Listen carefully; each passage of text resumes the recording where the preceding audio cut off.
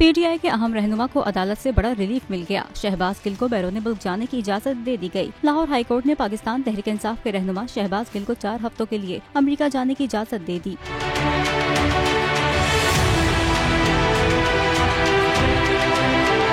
Lahore high court में शहबाज गिल का नाम ECL में शामिल करने के खिलाफ दरख्वास्त पर चीफ जस्टिस लाहौर हाईकोर्ट की सरबराही में 3 रुकनी फुल बेंच ने समाअत की। समाअत के दौरान चीफ जस्टिस लाहौर हाईकोर्ट ने रिमार्क्स दिए कि किस कानून के तहत दरख्वास्त गुजार का नाम ECL में डाला गया, कौन सी ऐसी सूरत हाल होती है जिसमें किसी का नाम ECL में शामिल किया जाता है। वफाकी हुकूमत के वकील ने बताया कि शहबाज गिल के खिलाफ इस्लामाबाद में मुकदमा दर्ज है और कमिश्नर इस्लामाबाद की इस्तदा पर उनका नाम ECL में डाला गया। अदालत ने आइंदा समाअत में शहबाज गिल का नाम ECL में शामिल करने पर वफाकी हुकूमत से तफसीली जवाब तलब कर लिया। तो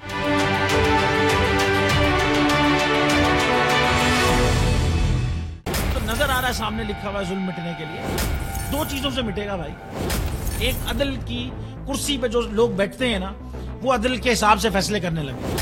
दूसरा कौम निकल खड़ी उस जुल्म के खिलाफ, तो जुल्म खत्म हो जाएगा। या इन दोनों में से कोई एक चीज हो जाए या दोनों हो जाए।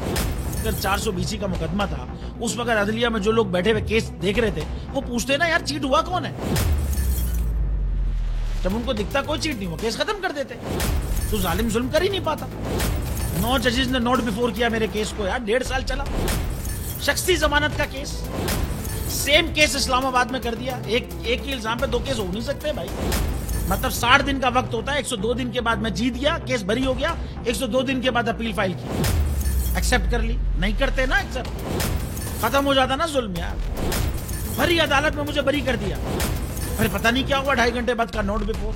मैं नहीं सुनता ये केस, खड़े रहते अपने फैसले, मिट जाता जुल्म। अल्लाह ताला ने बिठाया इन कुर्सियों पे इनको यार, ये अल्लाह ताला की तरफ से फैसले करते हैं।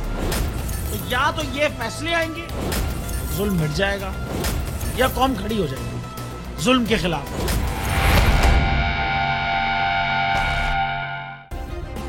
सब्सक्राइब करें और बेल दबाएं ताकि कोई खबर रह न जाए।